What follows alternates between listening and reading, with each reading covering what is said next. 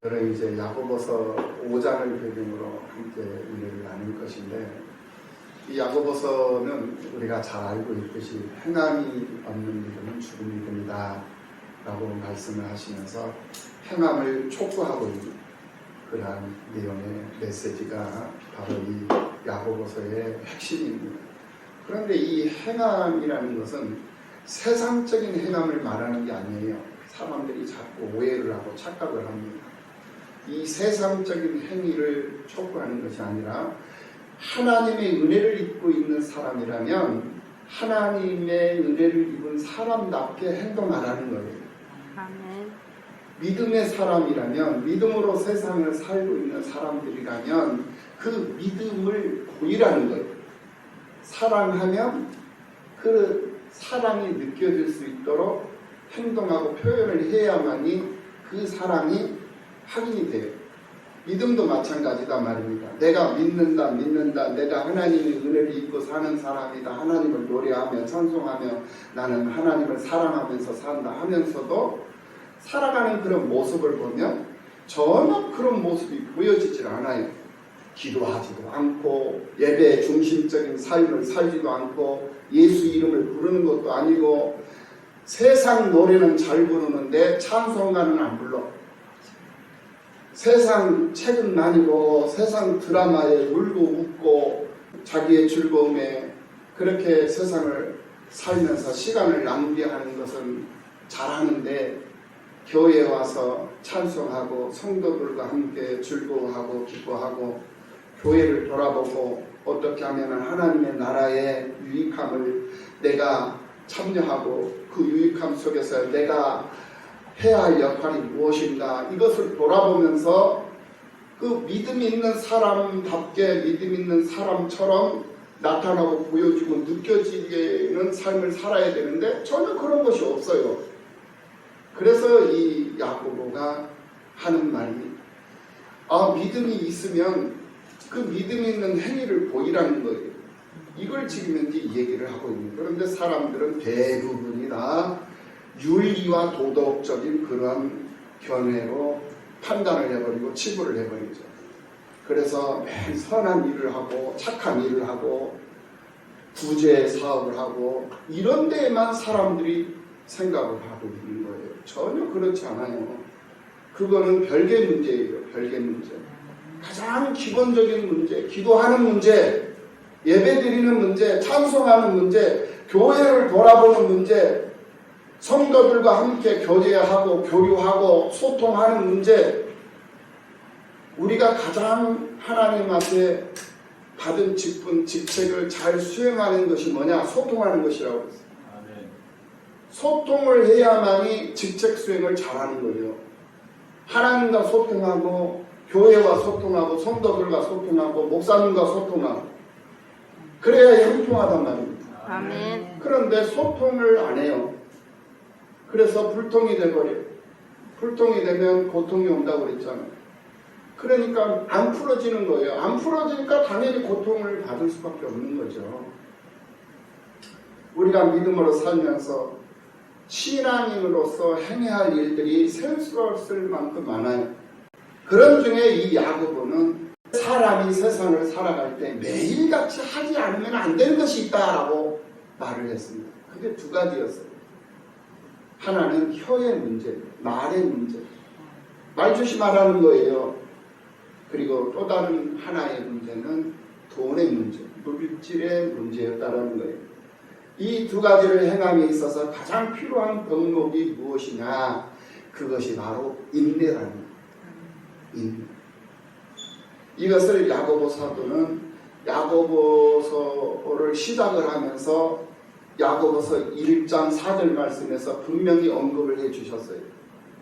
인내를 온전히 이루라. 인내를 온전하게 이루어라.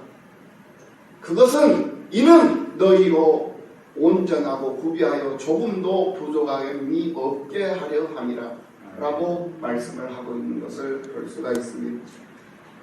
돈의 문제나 말의 회의의 문제뿐만이 아니라 사실은 모든 면에서 온전한 신앙인이 되기 위해서는 절대적으로 인내함이 필요하다.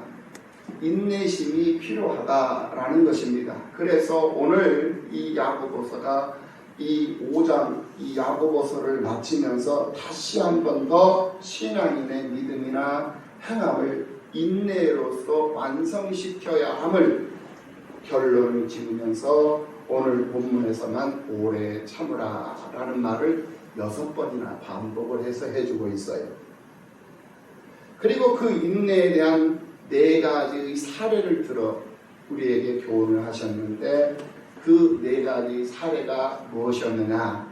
바로 농부의 인내를 배우라. 그리고 선지자의 인내를 배우라. 욥의 인내를 배우라. 엘리야의 인내를 배우라. 이렇게 4가지를 사례로 들어서 우리들에게 교훈을 해주고 있다라는 말이에요. 그런데 여기서 우리가 반드시 기억해야 할 것은 모든 사람들에게 요구되는 보편 타당성 있는 인내도 중요하지만은 성도로서의 인내가 필요하다라는 메시지를 놓치면 안 된다라는 것을 분명하게 깨달으라는 거예요.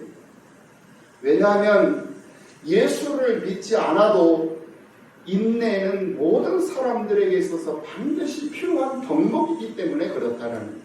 그래서 세상에서도 고진감래를 얘기를 하고 참을인 자 셋이면은 살인을 면한다라는 말들이 있잖아요. 세상에서도 인내를 요구하고 있어요. 이것은 바로 보편 타당성 있는 인내를 말하는 거예요. 그래서 이 야고보 사도가 가장 먼저 이 보편 타당한 농부의 인내를 꺼내들었던 거예요. 그것이 바로 오늘 본문 7절 말씀입니다. 그러므로 형제들아 주께서 강림하시기까지 길이 참으라. 보라 농부가 땅에서 나는 귀한 열매를 바라고 길이 참아 이른 비와 늦은 비를 기다리나니. 8절 너희도 길이 참고 마음을 굳건하게 하라. 주의 강림이 가까우니라 라고 말씀을 하고 있는 것을 볼 수가 있습니다. 우리는 농사를 져보지는 않았습니다. 물론 여기 계시는 분들은 농사를 져본 분들도 있습니다. 저는 농사를 져보지는 않았어요.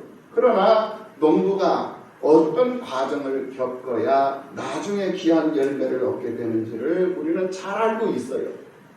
그래서 농부는 그 어떤 경우에도 농사를 짓다가 도중에 농사를 포기하지 않습니다. 끝까지 돌보고 인내하고 그래서 추수를 기다리는 것이 이 농부의 인내다라는 말이에요. 열심히 돌보며 기다리다 보면 나중에는 좋은 열매를 얻을 수 있다라는 그런 확신을 가지고 있기 때문에 농부는 인내할 수 있는 것이다 이 말씀이에요. 이처럼 소망을 전제로 하는 인내는 우리가 얼마든지 참고 견딜 수 있는 그런 인내여야 하기 때문에 이것을 농부에게서 농부의 인내를 통해서 배우라는 거예요. 우리에게 있는 소망이 무엇입니까? 바로 영원한 천국 아니겠습니까? 아멘. 영원한 천국이요 이 땅 위에서도 천국을 누릴 수 있다라는 것이 우리에게 주어진 소망이에요. 이 땅에서 우리가 천국을 누릴 수 있는 소망이 있다면 그것을 누리기 위해 필요로 한 전제 조건 바로 인내심을 우리가 가지고 신앙생활을 할 수밖에 없다라는 거예요. 그건 당연한 것이라는 거예요. 그러므로 길이 참을 수 있는 여러분들이 되시기를 예수님의 이름으로 축원합니다. 아멘. 그리고 두 번째로 선지자에게서 그 인내를 배우라고 말씀을 하고 있는 것을 보게 됩니다. 선지자의 인내는 어떤 인내였느냐? 선지자는 목숨 걸고 하나님의 말씀을 전달해야 되는 죽음을 각오하는 그런 특별한 인내였다라는 것을 분명히 우리가 기억해야겠다라는 거예요. 오늘 본문 10절 말씀을 봅니다. 형제들아 주의 이름으로 말한 선지자들을 고난과 오래 참음의 본으로 삼으라 이렇게 말씀하고 있는 것을 봅니다. 선지자는 하나님께서 주신 말씀을 그대로 전하는 사람입니다. 그래서 선지자는 하나님의 좋은 길조만 말하는 것이 아니라 심판 같은 흉조도 말하게 하셨기 때문에 특별히 왕에게 하나님의 말씀을 전해야 할 상황이 왔을 때는 이 선지자는 자신의 목숨을 걸고 자신의 목을 내놓고 그 말씀을 전달해야 하는 그러한 상황도 있었다라는 거예요.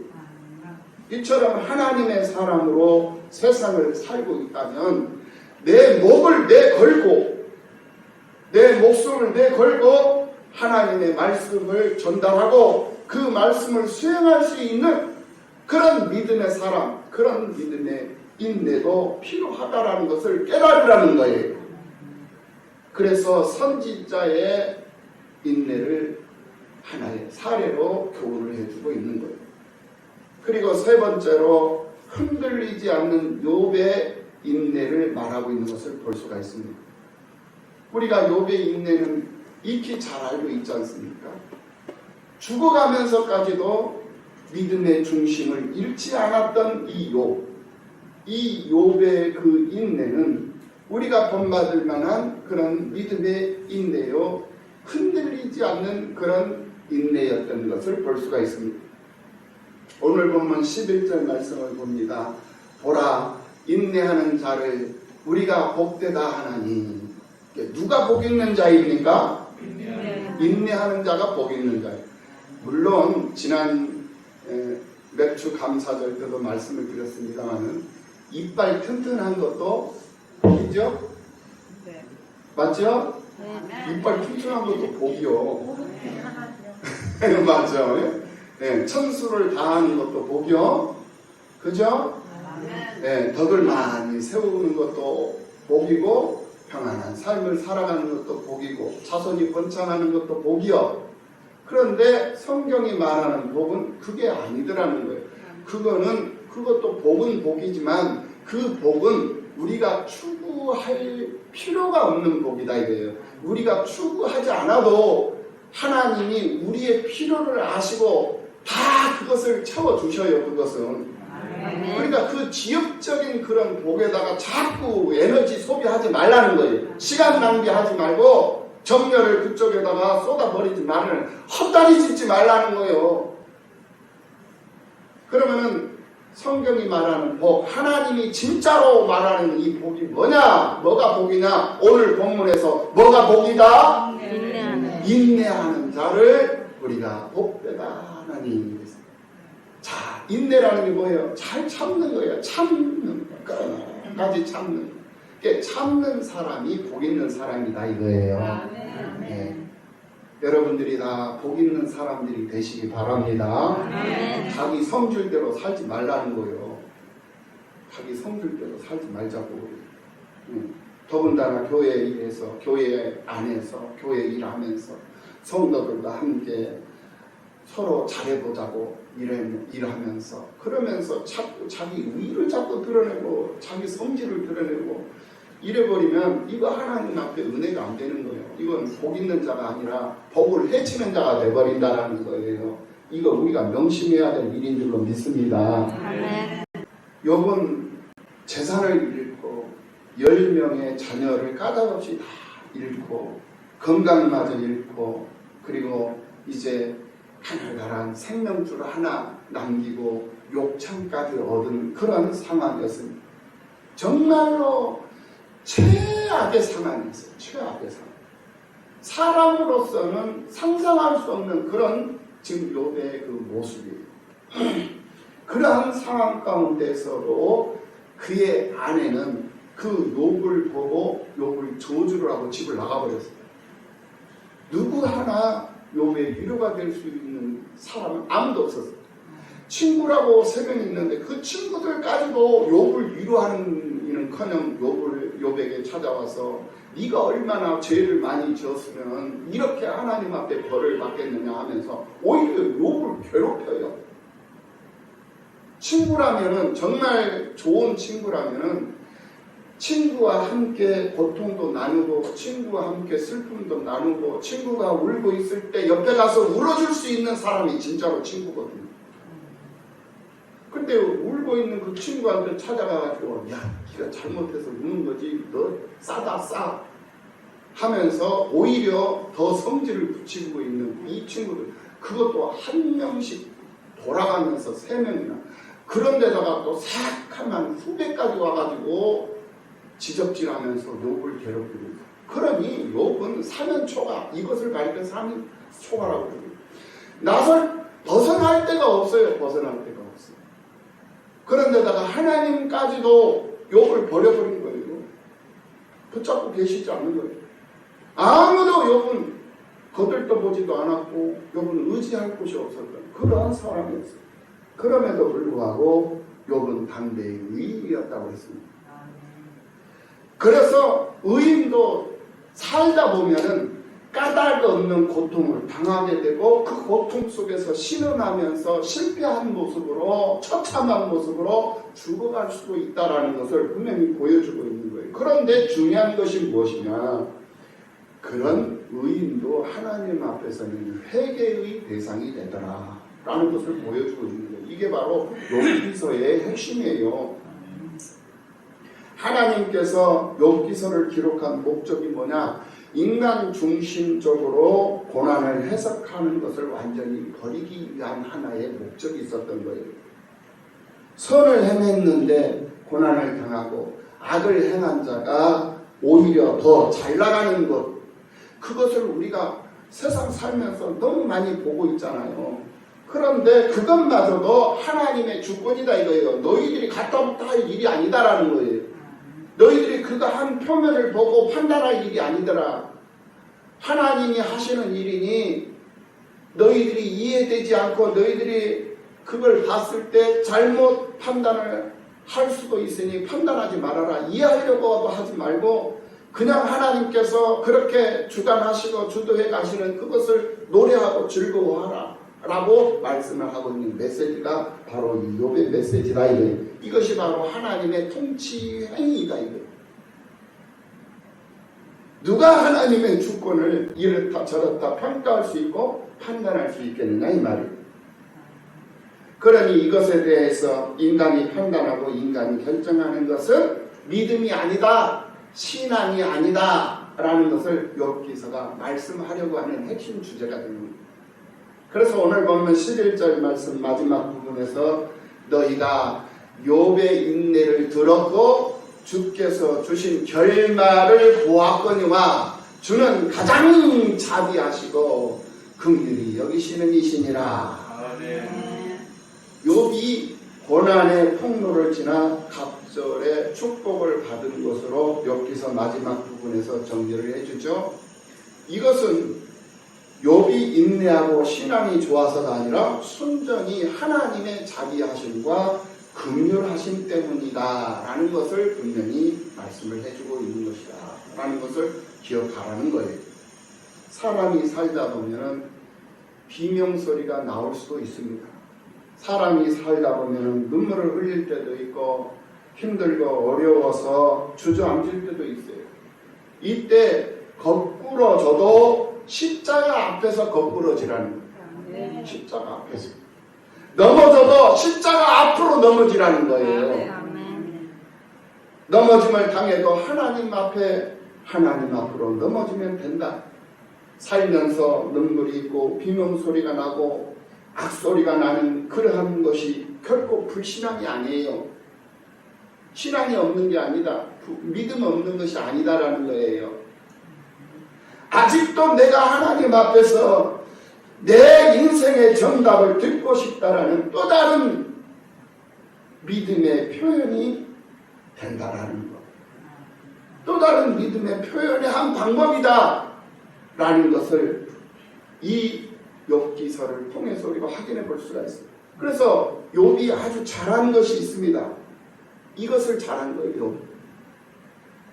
살다 보면 하나님의 은혜를 입고 사는 사람들도 욥처럼 까닭 없는 고통 속에서 신음할 때가 있어요. 그럴 때 이 몸부림침을 어디서 하느냐? 하나님 앞에서 하라는 거예요. 욥이 그것을 잘한 거예요. 하나님은 이것마저도 믿음으로 보신다. 야고보가 표현한 것처럼 자기와 긍휼하심으로 하나님이 인내하셔서 욥을 만드셨던 거예요. 오늘 우리들도 그렇습니다. 하나님은 우리를 사랑하십니다. 하나님은 여러분들을 사랑하신다 이 말씀이. 아멘. 하나님이 욥을 의인으로 만드셨던 것처럼 오늘 여러분들을 하나님이 의인으로 만들어 주실 줄로 믿습니다. 아멘. 그러면서 오늘 본문 16절로 넘어오면서 너희는 병 낫기를 기도해라. 왜 우리가 병 고침을 받지 못하는 이유가 뭐냐? 기도하지 않기 때문에 그래요. 기도는 하지 않고 자꾸 의학, 과학에 의존을 해요. 사람의 힘에 의존을 한단 말이에요. 물론 하나님께서 사람의 힘을 통해서 역사하시는 하나님이시기는 합니다. 그러나 그것이 우선이 되면 안 돼요. 가장 우리 믿음의 사람들이 우선하는 행위는 하나님 앞에서 기도하라는 거예요. 그래서 병이 들었다면 병 낫기를 기도하라는 거예요. 오늘 16절 말씀. 그러므로 너희 죄를 서로 고백하며 병 낫기를 위하여 서로 기도하라.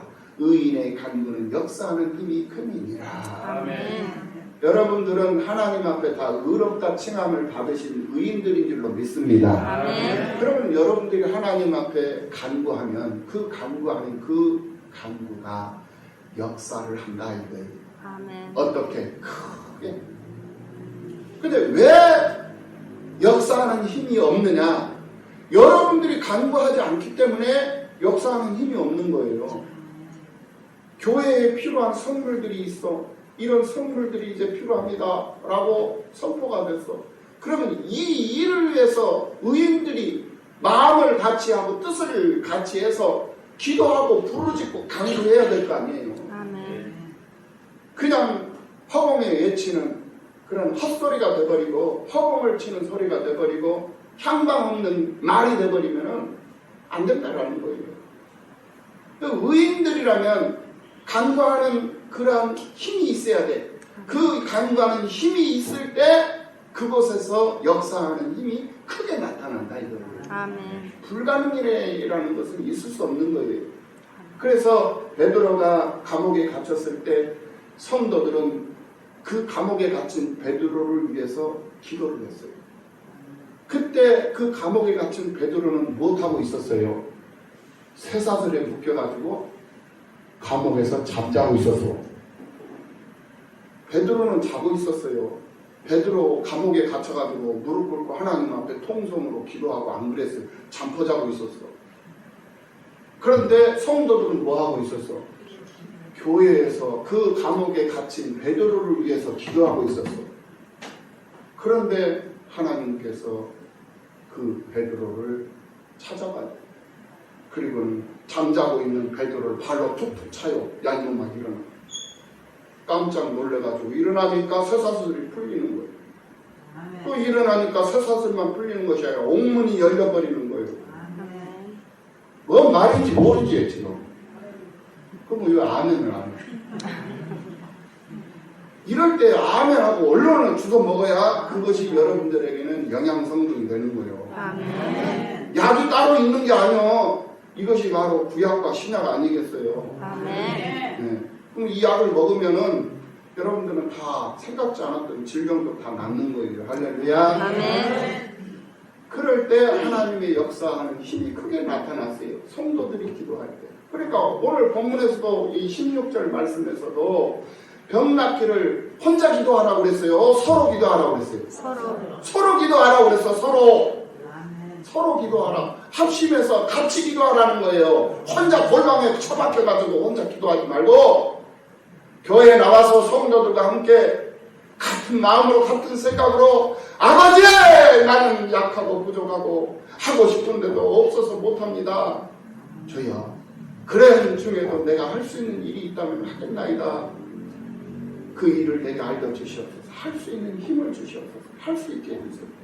나는 못하면 내 주변에 할 수 있는 사람들을 불러 모아서 하게 하고 나는 못하면 다른 사람이라도 할 수 있도록 기도해주고 힘 불어 넣어주고 용기 불어 넣어주고 응원해주고 으쌰으쌰 해주면 할 것 아니겠어요? 아멘. 근데 자기도 못하면서 행여나 다른 사람이 할까 봐서 시기질투하고 못하도록 방해를 해버리고 막아버려. 그러니 그게 무슨 일이 되겠느냐 이거예요. 내가 못하면 다른 사람이라도 하도록 기도해 주라는 거예요. 기도해 주라는 거예요. 그리고는 또다시 기도하는 엘리야를 끓여드려요. 기도하는 엘리야를 끓여드려서 네 번째 사례로 말씀을 하고 있는 것을 우리는 볼 수가 있어요. 오늘 보면 17절 말씀입니다. 엘리야는 우리와 성정이 같은 사람이다. 그가 비가 오지 않기를 간절히 기도한 적 3년 6개월 동안 땅에 비가 오지 아니하고 다시 기도하니 하늘이 비를 주고 땅이 열매를 맺었느니라. 아멘. 아멘. 한 사람만 은혜가 되는 줄로 믿습니다. 아멘. 엘리야 선지자는 우리와 똑같은 성정을 가진 사람이라고 그랬어요. 그런데 그의 능력의 역사는 단지 기도하는 기도 생활에 있었다라는 거예요. 아멘. 하나님의 기적을 원하십니까? 아멘. 그렇다면 기도하시기 바랍니다. 아멘. 이스라엘이 바알 종교에 빠져서 하나님을 떠나 두 마음으로 바알과 하나님 사이에서 머뭇거리고 있을 때 엘리야는 비를 주관하시는 하나님, 자연을 주관하시는 하나님을 떠나 두 마음으로 바알과 하나님 사이에서 이럴까 저럴까 망설이고 있는 이 이스라엘 백성들 앞에서 비를 주관하시는 이가 하나님이시다 라는 것을 알아라 라고 선포를 하면서 하나님 앞에 그들이 보는 앞에서 하나님 앞에 간절히 기도를 하니 하나님께서 3년 반 동안 비를 내려주지 않았어요. 가뭄이 들었거든요. 그리고 다시 가뭄에 목말라하는 이스라엘 백성들과 아합 왕에게 제안을 합니다.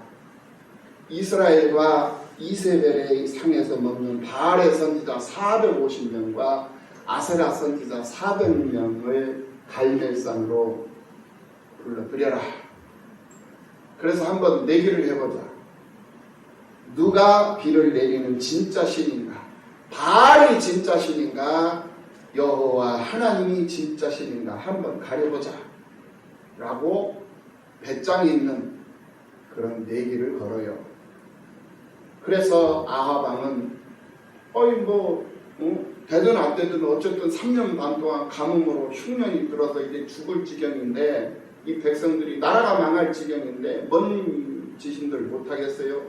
그래서 450명의 바알의 선지자들과 400명의 아세라 선지자들 850명의 선지자들을 이 갈멜산으로 불러들여요. 그리고는 갈멜산에 모인 이 아합 왕과 백성들 앞에서 엘리야가 말을 합니다. 이게 바로 열왕기상 18장 21절 이하의 말씀들이에요. 엘리야가 모든 백성에게 가까이 나아가 이르되 너희가 어느 때까지 둘 사이에서 머뭇하려느냐? 여호와가 만일 하나님이면 그를 따르고 바알이 만일 하나님이면 그를 따를지니라 하니 백성이 말 한마디도 대답하지 아니하는지라. 바알과 아세라 대언자들이 6시간을 부르짖었어요. 6시간. 그들의 제단에 불이 떨어지지 않았습니다. 아무리 몸부림치고 아무리 통곡을 하면서 기도하고 간구를 했지만 6시간이라는 그 시간을 간구를 했지만 불이 내려오질 않았어요. 이에 오후 3시쯤에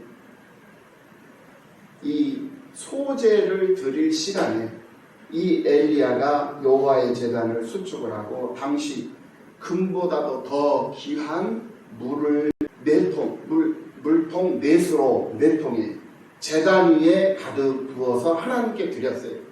그러니까 아세라 신을 섬기는 선지자들이나 바알 신을 섬기는 이 선지자들은 그냥 자기 신을 부르면서 그냥 기도만 했어요. 공짜로 달라고 한 거죠. 공짜로. 그런데 엘리야는 그렇지 않았어요. 제단을 정성스럽게 제단을 쌓아가지고 그때 당시 금보다 더 귀한 물 4통이라고 해요. 지금으로 말하면 돈보다도 더 귀하고 소중한 물을 네통 이빠이, 내가 일본 말 좀 쓸게요. 이빠이 갖다가 부었어요. 그 금보다도 더 아까운 거를 모든 것을 다 동원을 해가지고 거기다 가득 채웠단 말이에요. 하나님 앞에 드렸다라는 거예요. 무엇을? 자기의 가장 소중한 것을 드렸다라는 거예요. 그것도 갑절로 넘치도록 인색하지 아니하고 넘치도록 드렸다라는 거예요. 아멘. 그렇게 물을 4통씩 3번을 부었어요. 4통씩 3번을 부었다라는 것은 더하기를 해보니까 물통 12통으로 먼저 하나님 앞에 기도를 드렸다라는 거예요. 12통을 드리고 금보다 귀한 물. 이것은 그 당시에 가장 귀하고 소중한 것으로 아낌없이 주저함이 없이 하나님을 믿는 믿음으로 하나님을 감동시켜 버렸다라는 거예요. 누가? 엘리야가. 아멘. 이때 하나님의 역사가 일어났단 말이에요. 아멘. 하나님을 감동시키는 믿음, 그 믿음은 하나님의 역사를 만들어냈던 거예요.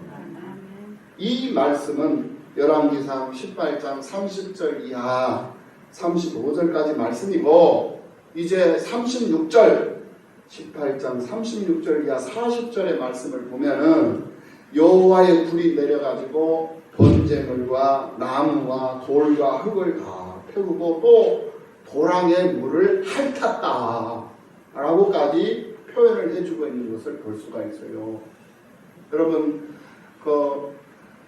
맛있는 음식을 먹으면 그릇에 그 음식이 다 묻어 있잖아요. 우리는 요즘에는 배부른 삶을 살기 때문에 그런 경우들이 별로 없습니다만은, 우리 어렸을 때 가난한 삶을 살았던 그런 시절을 보냈던 분들은 다 그걸 경험을 했을 거예요. 그 그릇에 묻어 있는 그 양념 덩어리, 그것도 혀로 다 핥아서 먹어요. 하나님의 불이 내리셔가지고 그 제단에 그 부어져 있는 그 물까지도 전부 다 핥아버려요. 다 핥아버렸다는 거예요. 이것은 엘리야가 그때 당시 금보다도 귀했던 그 소중한 물을 하나님 앞에 가득 채워서 주님께 바쳤더니, 하나님께서 그 귀한 믿음을 받으시고 3년 6개월 동안 비를 내리지 않던 그 비를 이제 다시 넘치도록 부어주심으로 해서 하나님 되심을, 하나님이 살아계신 하나님 되심을, 자연을 통치하시고 만물을 통치하시는 하나님 되심을 만천하에 그런 사례였다는 거예요. 이런 사례를 들어서 우리에게 마지막 교훈으로 야고보서를 마무리를 해주고 있는 말씀이 바로 오늘 야고보서 5장의 말씀이다 이거예요. 행동하는 믿음이 어떤 믿음이나 하나님 앞에 불가능한 일이지만은 그 불가능한 일을 이루기 위해서 자신의 모든 것을 다 아낌없이 맡기고 내어 드릴 때 하나님의 역사는 힘이 크게 나타나더라 라는 것을 지금 증명해 보여주고 있다라는 거예요. 여러분들은 믿음으로 세상을 사는 성도들인 줄로 믿습니다. 아멘. 하나님 앞에 의롭다 인침을 받은 의인들이에요.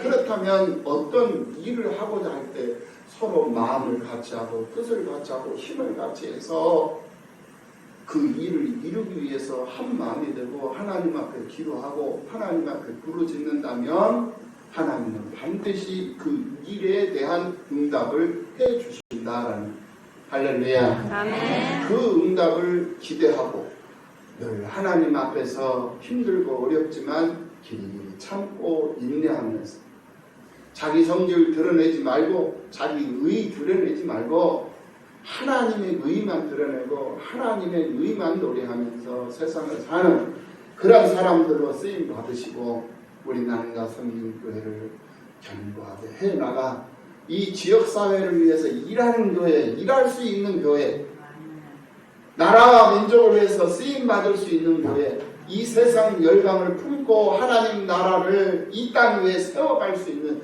그런 교회로 만들어낼 수 있는 그런 주인공들이 다 되시고 남음 있는 여러분들이 되시기를 예수님의 이름으로 축원합니다. 아멘. 기도하시겠습니다.